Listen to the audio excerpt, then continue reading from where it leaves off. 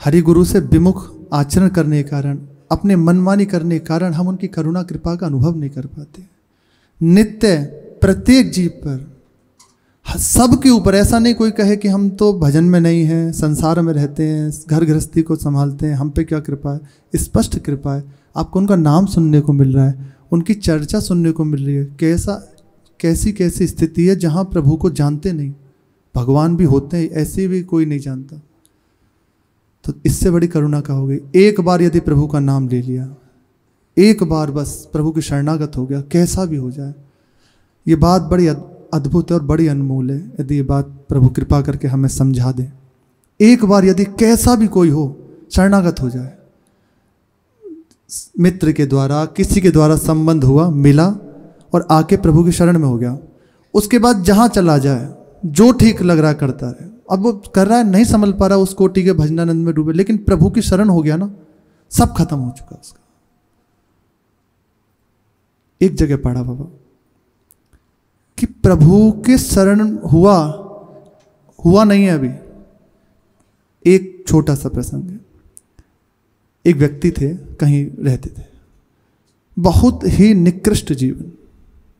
अब उस विषय में क्या कहें, बिल्कुल परमार्थ विरुद्ध, जो नारकीय गति वाला। यमराज का रजिस्टर भरा हुआ उससे। तो चित्रगुप्त से यमराज जी बात कर रहे हैं, इसकी तो दुर्गति पक्की है, महान घोर गति को जाएगा ये। अब देखो प्रभु की करुणा कैसे संभालती है। उनके मित्र भगवत संबंध से जुड़े हुए थे, प्रभु से संबंध, आना जाना, वृंदावन और सब। तो उनका थोड़ा सा संपर्क मिला तो उनके हृदय में आने लगे, एक काम करना, ये पैसे ले लीजिए हमसे और मेरे लिए माला ले आना, मैं नाम जप करूँगा। बस ना शरण में हुए, ना प्रभु का भजन करना शुरू किया, इतना संकल्प बना, तत्काल अब कह दिया यमराज ने कि अब इसका बही खाता नष्ट कर दो, अब ये हमारे धाम नहीं आएगा। इसने केवल स्मरण किया कि प्रभु का भजन करेगा, इसलिए सब खत्म हो चुका है इसका। इसलिए कैसे भी हो जाए, एक बार बस प्रभु की शरण हो जाए। श्री गया प्रसाद जी महाराज ने बहुत समय तक एक ही बात अपने जीवन में लिखे रखी, अनुगत्य, बस अनुगत्य, किसी महापुरुष के शरण हो जाओ। आपसे भजन बनता है ठीक, नहीं बनता तो ठीक, बेपरवाह हो जाओ इस बात से। एक बार बस प्रभु की शरण हो जाओ, कैसे भी वो प्रतिपल आपको दिखाई देगा संभालते हुए। प्यार से संभल जाओगे तो प्यार से संभाल देंगे, वरना प्रतिकूल स्वभाव से संभाल देंगे। ऐसी परिस्थिति चारों ओर से पैदा कर देंगे कि तुम्हें बस एक मत दिखाई देगा, प्रभु अब आपके सिवा कोई नहीं।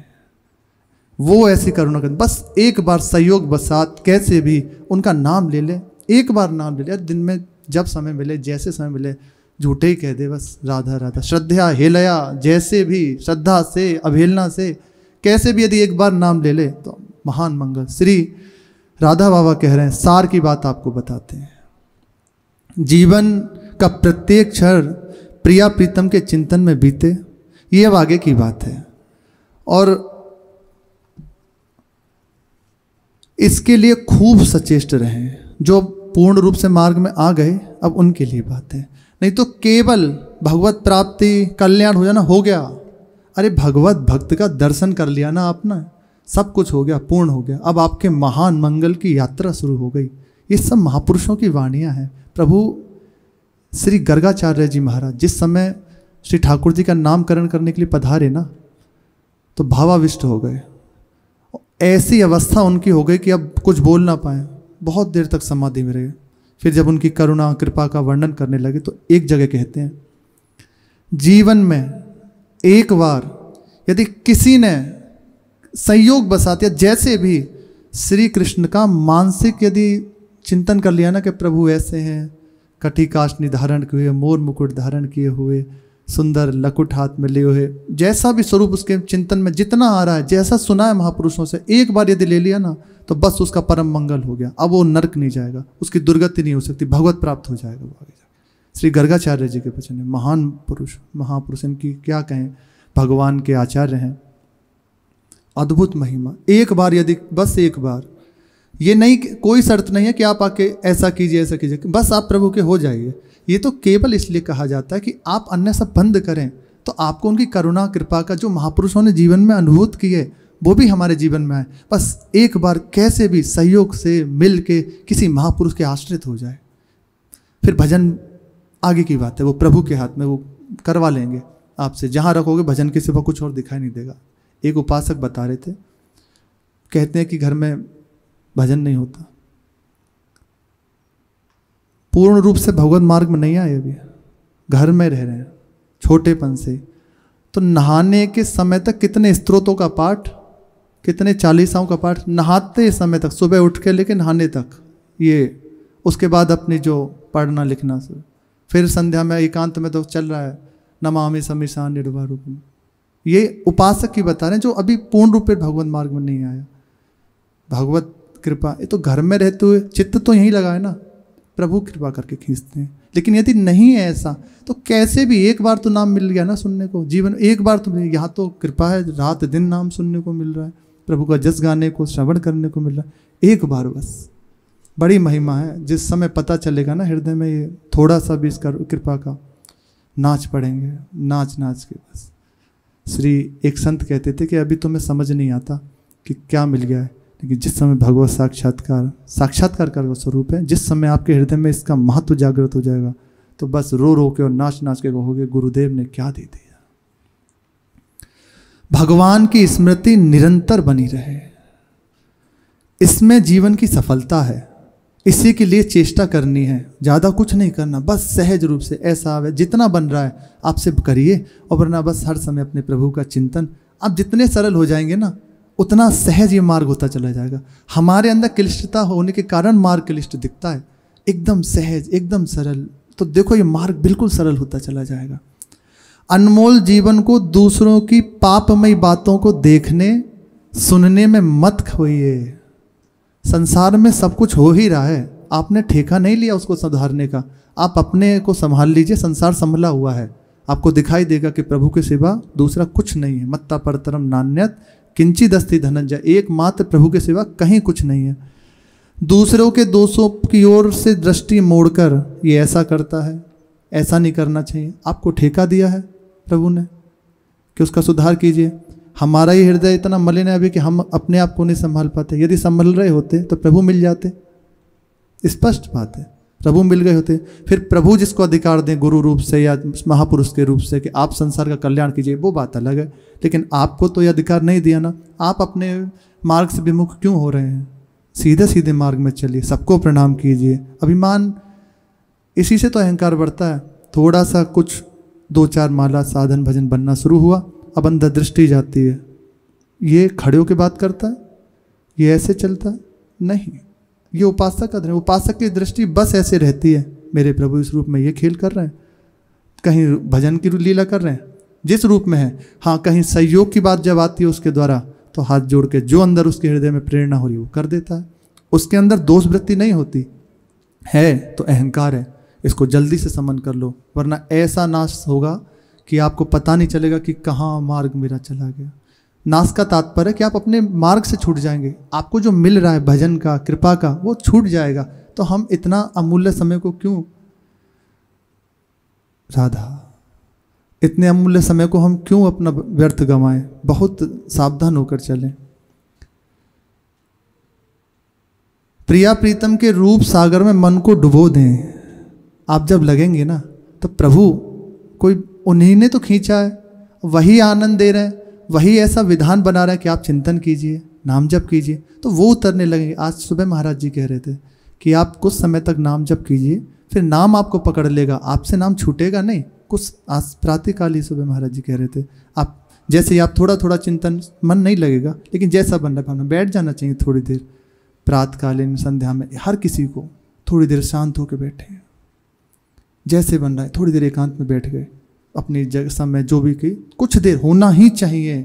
यदि आपको हृदय में शांत नहीं, तो देखो सब कुछ करते हुए हृदय एक जलता रहता है, क्लेशित रहता है, अशांत रहता है। क्यों? क्योंकि मन को खुराक नहीं मिल रही। मन की खुराक क्या? थोड़ी देर प्रभु, जब तक इसे आनंद नहीं मिलेगा, और इसका आनंद की ठोर बस एक ही प्रभु के चरण कमल है।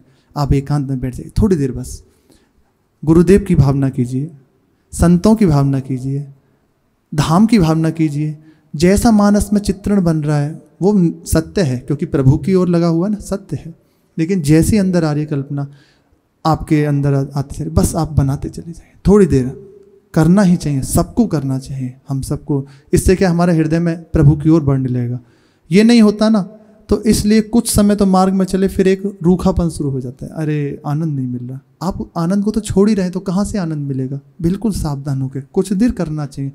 पद हैं इतने सुंदर सुंदर, सुंदर अनूप जोड़ी मेरे मन की भावती, कैसी जोड़ी होगी। श्यामा श्याम गलवैया दिए हुए वृंदावन की कुंजों में बेहरण कर रहे हैं, एकांत में बैठो बस चिंतन कर रहे हैं। कैसे नूपुर बज रहे हैं, कैसे चरण अरुण वर्ण के हैं, कैसे मुखारविंद प्रफुल्लित हैं, कैसे खग मृग पशु पक्षी प्रिया प्रीतम को देख रहे हैं, एकदम शांत, चारों ओर कोई आवाज़ नहीं, मंद मंद मुस्कुराते हुए चारों ओर आनंद की वर्षा होती है। आप देखो हृदय एक सहज आनंद में डूबने लगेगा। इसी से अभी कोई ऐसा नहीं कि रूप उतर गया, इसी चिंतन से आनंद हृदय में उतरने लगेगा। नाम जप कर रहे हैं, बस ऐसी भावना करते जा रहे हैं। शोभित आज रंगीली जोड़ी, कैसी जोड़ी होगी। सुंदर सिंहासन है, श्यामा श्याम विराजे हैं, सुंदर पुष्प का छत्र तना हुआ है और उस पे प्रिया प्रीतम गलवय दुहे परस्पर नेत्रों को देखते हुए विराजे हुए हैं। सखियां चवर डुला रही हैं, कोई बीटिका पान के लिए खड़ी है, कोई जलझारी लिए खड़ी। ऐसी थोड़ी थोड़ी भावना बनानी चाहिए। इससे क्या होगा, प्रभु देख रहे हैं ना, सत्य है ना, फिर प्रभु उतरने लेंगे। प्रभु श्री जी देख लेंगे, अच्छा मेरा चिंतन करना चाहता है, फिर कृपा करके वो अंदर से नित्य सत्य जो हैं वो देने लगेंगे। और जहाँ एक बार हृदय में उतरा तो बस फिर कुछ ना जानना है, ना पाना है, ना सोचना है। प्रिया प्रीतम के रूप सागर में मन को डुबो दें, मन को उस सौंदर्य समुद्र में सर्वथा मिलकर एकमेव हो जाने दें। फिर यह संसार नहीं दिखेगा, वे ही वे दिखेंगे, कुछ और दिखेगा ही नहीं। आपकी जलन सदा के लिए शांत हो जाएगी। इसीलिए मन जल रहा है। जहां इसको पूर्ण मिला था सागर आनंद का, बस अब खत्म इसकी तरंग। यही करना है, बस यही करना है, इतनी ही करना है, और कुछ नहीं करना। बाबा कह रहे हैं, सच्ची बात कहते हैं, आप ज़्यादा प्रयास मत करो, परेशान मत हो। प्रभु की तुम्हारे ऊपर बहुत कृपा है, बस जो कृपा मिली इसमें अपने आप को और थोड़ा डुबो दो, तो अपार करुणा का आपको अनुभव होने लगेगा। चलते हैं अपने पूर्व प्रसंग में। जो इन महापुरुषों का ये जीवन है, ये जितने भी हम प्रसंग महापुरुषों के चरित्र सुनते हैं, इनका ये जीवन है। आप देखिए हर महापुरुष के जीवन में बस चिंतन करना, प्रभु का भजन करना, इसी में बस रहते हैं। जो संसारी सेवा आदि करी सो करी, फिर अपने आप में आ गए। एक श्री नाभादास जी महाराज ने एक दोहा लिखा है, भक्त नाम संग्रह करे, भक्तों के चरित्र का संग्रह करे, कथन श्रवण अनुमोद, उनका कथन करे, उनका श्रवण करे और अनुमोदन करे। कथन जो कृपा करके मौका मिला, श्रवण कर ही रहे हैं, और अनुमोदन हाँ बहुत सुंदर, बिल्कुल ऐसे ही है। तो सो प्रभु प्यारो पुत्र जो बैठे हरि की गोद, वो प्रभु को पुत्र के समान प्रिय हो जाता, प्रभु उसे अपनी गोद में बिठाते हैं। बहुत अद्भुत इन महापुरुषों की चर्चा। तत्काल हृदय का मोह महामोहमयी शेष विशाला, राम कथा कालिका कराला, उनसे भी बढ़ के ये हैं भक्त चरित्र। प्रभु के चरित्र श्रवण करने से भी बढ़ के भक्तों का चरित्र है, क्योंकि उसमें तो प्रभु की महिमा है और इसमें प्रभु को अधीन करने की महिमा है। कैसे भक्त ने अपने प्रेम से प्रभु को अधीन कर लिया, बस निश्चित एकदम जो सौभाग्य मिला अपने आप को लगाते चले जाएं। पूर्व प्रसंग में सुना श्री कृष्णचंद्र जी लाला बाबू, ये मंदिर के निर्माण कार्य के लिए, उसके सामान लेने के लिए जयपुर जाते हैं। रास्ते में उनके एक मित्र राजा भरतपुर के थे, तो मैटकॉफ जो ईस्ट इंडिया कंपनी के एक रजिस्ट्रेड पद पर वहाँ नियुक्त थे दिल्ली में। वो बहुत बड़े अधिकारी थे पूरे शासनकाल में। वहाँ कुछ संधि पत्र पे उनने भेजा कि साइन करने के लिए महाराजाओं के पूरे राजस्थान में, तो उसमें प्रधान मुख्यता श्री भरतपुर के महाराज की थी जो इनके मित्र थे। अब कुछ ऐसा कारण बना जिस कारण से महाराज ने उस पत्र पे साइन करने से मना कर दिया, और ये वाली बात मैटकॉफ को पता हो चली, और उनके जो सेवक थे मैटकॉफ के जो दीवान हैं, उनने बताया कि महाराज लाला बाबू के कारण महाराजा तो साइन करना चाहते थे, इसलिए साइन नहीं हो पाए। ये बात सुन के वो बहुत क्रोधित हो गया और लाला बाबू को बंदी बनवाकर दिल्ली बुलवा लिया, जेल में डाल दिया। अब लाला बाबू वृंदावन में मंदिरों की सेवा है, ठाकुर सेवा है, भग्न मंदिरों का निर्माण, ये सब कार्य चल ही रहा था। संतों की सेवा है, रोगियों की सेवा है, प्रसाद की सेवा है, ये सब उनने अपना जितनी भी संपत्ति उन्हें प्राप्त थी सब प्रभु के समर्पित करके ये सेवा शुरू करा दी थी। तो इससे उनका प्रभाव इतना बढ़ गया, क्योंकि प्रभु के चरणों में अर्पित कर दिया अपने आप को, तो प्रभु के प्रभाव से उनका प्रभाव, तो सारे ब्रजवासियों के एक तरह से प्राण हो गए श्री लाला बाबू। जब ब्रजवासियों को पता चला, संतों को पता चला कि लाला बाबू को जेल में बंद कर दिया गया, तो पूरे ब्रजवासियों, कुछ संत जन यहाँ से दिल्ली चले गए। उनका इतना बड़ा परिकर ब्रजवासी संतों का कि मेटकॉफ घबरा गए, जो अधिकारी थे। उनने उनकी जात पड़ताल कराई कि ये कौन है, तो पता चला कि इनके दादा श्री गंगा सिंह जी, दादा, जो उड़ीसा, बंगाल, बिहार, इन प्रांतों के दीवान पद पे थे। बाद में जब अधिकार बदला तो ये उनके अधिकार में चले गए थे सरकार के, लेकिन इनकी दीवानगी, इनका पूरा अधिकार इनके हाथ में था। तो उसकी संपत्ति, और वो ईस्ट इंडिया कंपनी के बहुत अनुकूल थे। जब ये बात उनको पता चली तो वो आए और लाला बाबू को मुक्त किया और कहा कि हम आपको महाराजा पद से उपाधित करना चाहते हैं, ये आपको उपाधि देना चाहते हैं। उन्होंने कहा मुझे कोई उपाधि नहीं चाहिए, आप कृपा करें, मैं बस वृंदावन जाके अब भजन करना चाहता हूँ, मुझे यहाँ से मुक्त किया जाए। तत्काल उन्होंने वो उपाधि को स्वीकार नहीं किया और वृंदावन आ गए। देखो, जैसे ही भगवत मार्ग में महाराज जी कृपा करके नित्य बताते हैं, आप चलोगे तो या तो इतनी अनुकूलता दे दी जाएगी कि अब बढ़ो आगे। ध्रुव जी जो ही भजन में चले कि अब बस भगवत साक्षात्कार करूँगा, तो नारद जी महाराज आ गए कि तुम्हें राज्य ही तो चाहिए, अभी मैं उनसे कहता हूँ और आपका राज्य तिलक कराता हूँ, इसके लिए तपस्या करने की आवश्यकता नहीं है। तत्काल ध्रुव जी ने विचार किया कि केवल अभी संकल्प किया है कि भगवत प्राप्ति करूँगा, तो पूरा सार्वभौम सम्राट का पद मुझे प्राप्त हो गया, अब नहीं कर सकता, अब तो बस प्रभु के सिवा दूसरा कुछ नहीं। ये निष्ठा की परीक्षा के लिए ही प्रभु ऐसा विधान करते हैं। ऐसी आपके सामने परिस्थिति भेजी जाएगी, हर उपासक के जीवन में आती है, या तो घोर प्रतिकूलता कि जैसे ही मार्ग में चले चारों ओर हाहाकार मच गया। राधा बाबा जैसे ही भजन मार्ग में बढ़े, पिता ने कह दिया जा, तुझे कभी तेरा भजन सिद्ध नहीं होगा। इससे बड़ी कोई उपासक के लिए क्या होगी कि जिस मार्ग में चल रहा हूँ, पिता ही कह रहे हैं, पिता के आशीर्वाद से, माता के आशीर्वाद से तो बढ़ा ही जाता है। तत्काल अंदर विचार किया कि नहीं, जिनके चरणों के आश्रित हूँ वो संभालेंगे।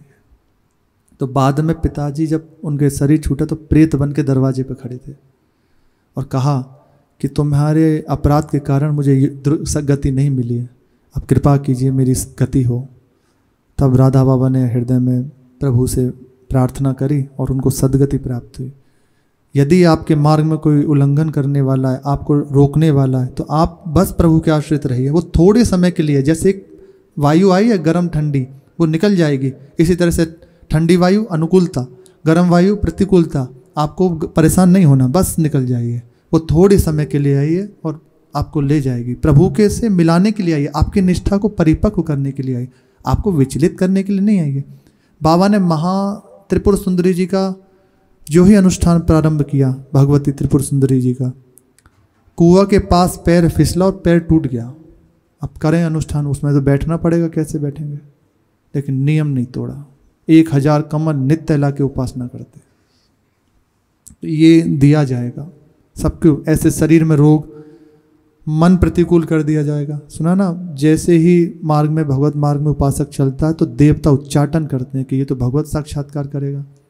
तो बस सावधान, थोड़ी देर के लिए हुआ है, प्रभु के भरोसे रहिए, वो समय हट जाएगा, ज़्यादा आपको परेशान नहीं कर पाएगा, क्योंकि प्रभु के भरोसे में, प्रभु की दृष्टि है। तो लाला बाबू के सामने पहले प्रतिकूलता आई, मार्ग में चल रहे, वृंदावन वास करना चाहते हैं, तो गिरफ्तार करके बंद कर दिया गया। अब कोई नहीं, यदि मान लो प्रभु करुणा ना करते और ब्रजवासियों को नहीं भेजते तो जेल में ही बंद है वो। अब कब उसके हृदय में बदलाव होगा, कब वो वापस आएगा, तो ये बिल्कुल प्रभु के आश्रित है ना, दूसरा कोई बल नहीं है। देखो प्रभु ने अपने जनों को भेज दिया, और फिर तत्काल देखो अनुकूलता कि हम आपको महाराजा की उपाधि देना चाहते हैं, आप ये स्वीकार कर लीजिए कि नहीं, अब मुझे राजा की नहीं, दास की उपाधि चाहिए, प्रभु के चरणों के दास की। और वृंदावन आके अपने सदा सदा के लिए धाम में उनने जो एक लाला बाबू मंदिर है उसका निर्माण कराया, तो उसमें बहुत सुंदर श्री मुरलीधर कृष्णचंद्र की नैनाभिराम श्री विग्रह विराजमान किए गए। अद्भुत मंदिर है, श्री विराजमान है अभी। और संतों की सेवा, अतिथिशाला, सैकड़ों जनों को, बाहरी जनों को और यहाँ के जनों को प्रसाद की व्यवस्था करी गई। लाला बाबू स्वयं कंगाल वैष्णवों की तरह ही जीवन यापन करते और सर्वस्व प्रभु के चरणों में अर्पित करके। इन महापुरुषों का जीवन है। धन सोई धन्य प्रथम गति जाकी, ये है धन का जो आपको प्राप्त हो रहा है, आप प्रभु की सेवा में लगाइए। देखो माघ का महीना था, एक समय की बात है, बाबा के अंदर, श्री लाला बाबू जी के अंदर आई कि प्रभु तो विराजमान है, ठाकुर जी के नित्य दर्शन करना और वही अपने भजन करना पूरे दिन, ठाकुर जी का दर्शन, संध्या के समय मधुकरी पाना। विचार हुआ एक दिन, प्राण प्रतिष्ठा हुई है ठाकुर जी की पूर्ण विधि विधान से, और अष्टायाम सेवा भी हो रही है, अष्टयाम सेवा भी हो रही है, सांगोपांग पूरी उपासना है। तो प्रभु के अंदर प्राण है कि नहीं? यद्यपि ये उचित नहीं है। श्री विग्रह में धातु बुद्धि महान अपराध है। ये सेवा अपराध है कि विग्रह में धातु की बुद्धि किस तत्व का बने हैं, क्या है, ये महान अपराध है, कभी नहीं करना है। साक्षात प्रभु विराजमान है हमारे। साधु में जाति बुद्धि, विग्रह में धातु बुद्धि, ये मंत्र में शब्द बुद्धि, गुरु में मनुष्य बुद्धि, ये महान पाप का लक्षण है। इससे बिल्कुल सावधान। ये छोटी छोटी सी बातें हमारे मार्ग को रोक देती हैं। हमें सावधान होकर चलना है। हमारे जीवन का लक्ष्य सबका, ना समझे हैं या समझ गए हैं, एक ही है, केवल प्रभु की प्राप्ति। दूसरा कोई लक्ष्य नहीं है। प्रभु हमारे हैं, हमें उनसे मिलना है, यही बस प्राप्ति। आप जो ही इस लक्ष्य को दृढ़ करते चले जाइए। हमें ना कुछ जानना है, जो गुरुदेव ने हमें दे दिया बस उसमें लग जाइए, तो वो सामने ही हैं, उनने ही आपसे मिलने का विधान बनाया है, वो प्राप्त हो जाएंगे। ये नहीं करना चाहिए कि किसी की परीक्षा कि कौन साधु कैसा, ये भी अत्यंत महान अपराध है, प्रभु को सहन नहीं होता। तो माघ का महीना था, गर्मी होते ना, पूस माघ, पूस के बाद, हाँ सर्दी का महीना, पूस के बाद माघ आता, जनवरी के लमसम। वहाँ संध्या का समय है, एकदम बहुत शीतकालीन समय होता है वो। अब कोई वस्त्र नहीं तो एकदम खड़े हुए कांप रहे लाला बाबू, ठाकुर जी के सामने खड़े हुए बस नेत्रों से निहार रहे हैं। अब अंदर आए कि परीक्षा करनी चाहिए, तो ठाकुर जी के संध्या भोग का थाल आया था, आया ना थाल, तो थाल में मक्खन की टिकिया रखी हुई थी, उसे निकाला और पुजारी जी को दिया, ये लो ठाकुर जी के मस्तक पे विराजमान कर दो। पुजारी जी ने आश्चर्य से देखा कि इसका अभिप्राय क्या है इनका, कि जो विग्रह हैं उनमें प्राण प्रतिष्ठा हुई है, प्राण है ही, तो मैं देखना चाहता हूँ यदि प्राण होंगे तो मक्खन गल के गिरेगा, यदि प्राण नहीं होंगे तो जैसा रखा है वैसा ही रखा रहेगा। पुजारी जी ने थोड़ी देर तो आश्चर्य से देखा, फिर उन्होंने कहा आप रख दीजिए, और टिकिया को उनके मस्तक पे रख दिया। लाला बाबू देख रहे हैं और भी जन देख रहे हैं। थोड़ी देर में वो टिकिया गली और गिर के बहने लगी, पूरा श्रवित हो गया, जैसे ऊपर से बह रही है, जैसे अभिषेक करते हैं ना, और चू रहा है वो मक्खन। लाला बाबू ये जो ही ये देखा और तत्काल मूर्छित होकर गिर गए। चारों ओर जय जयकार होने लगे, साक्षात प्रभु विराजमान है। एक दिन और ऐसा ही हुआ। लाला बाबू प्रभु कराते हैं कि हाँ अपने जनों की, कि देखो आपके द्वारा हम हैं, और सबकी भावना को पुष्ट करने के लिए ये प्रभु ने किया। इसमें हमें ये दूसरा आरोपण नहीं करना कि ऐसा अपराध है फिर ऐसा इनने किया, वो इसलिए इसमें प्रभु का विधान मान के कि हम सबके लिए, देखो तत्काल प्रभु ने उसका परिणाम भी दिखा दिया कि हाँ ऐसा ही है, मैं हूँ, विराजमान हूँ इस जगह नित्य रूप से। श्री ठाकुर जी के एक बार और परीक्षा के अंदर बात आई। 2 रुई ली और कहा पुजारी जी इसे ठाकुर जी के नाक के नीचे लगा दो।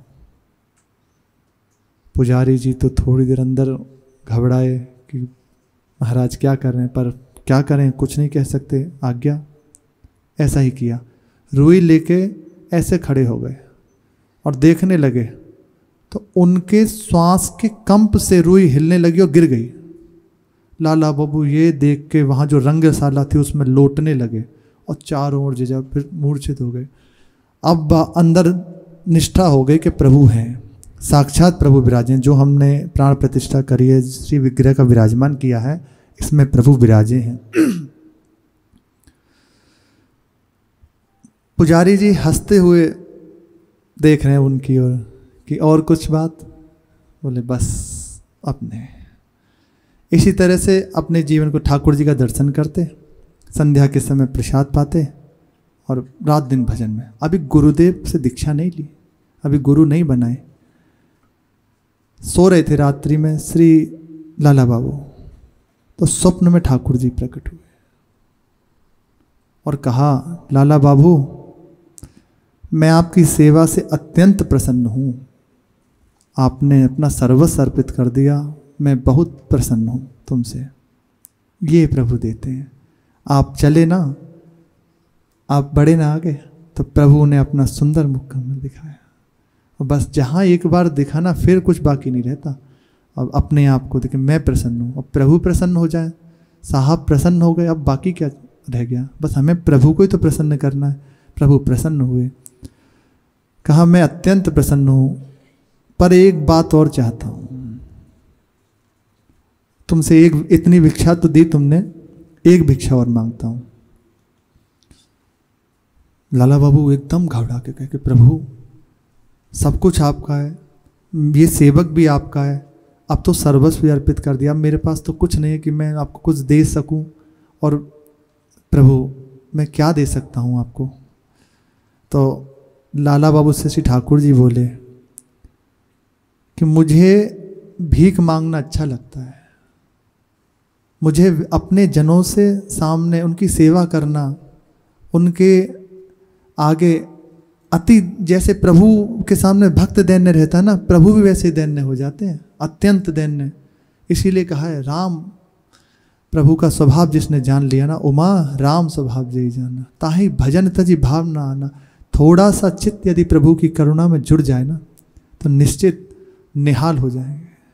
हमारे हृदय में जितनी विपरीतता, जितनी प्रतिकूल चिंतन बनता है, प्रभु के अनुकूल ना रहने के कारण ऐसी मानसिकता हो जाती है कई बार कि उनकी स्पष्ट करुणा में भी हमारा बुद्धि, ये मन विपरीतता दिखाने लगते हैं कि प्रभु ने ऐसा क्यों किया। आप सोचिए, थोड़ा सा विचार कीजिए, हम हैं क्या, मनुष्य शरीर दिया, मत मानिए कि चलो उनने दिया, आपको नहीं आता अनुभव में, तो ये देखिए कि आप सहज रूप से आपको पाने को मिल रहा है, ये वस्त्र आभूषण पहनने को मिल रहे हैं, कहाँ से आए?